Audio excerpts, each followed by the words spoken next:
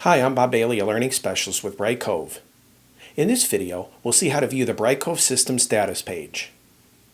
The Brightcove System Status page displays the status of all Brightcove's core services. This is a good place to check if you encounter issues when using a Brightcove product.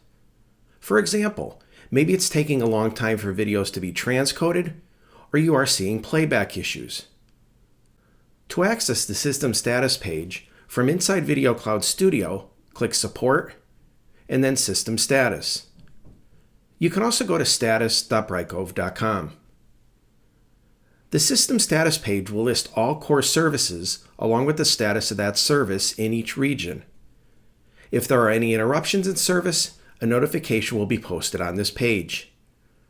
Notifications will include the service or area affected and the current status.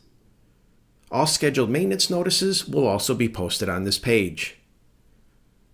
Obviously, all green on this page is a good thing. Blue items are informational and indicate that we've identified an issue that may be having a minor effect on a service. For example, maybe there's a short processing delay with uploaded videos. Yellow indicates a partial service disruption, and red indicates a full service disruption.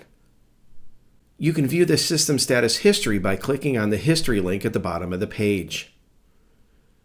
It's also possible to subscribe to this page by clicking on the Subscribe button.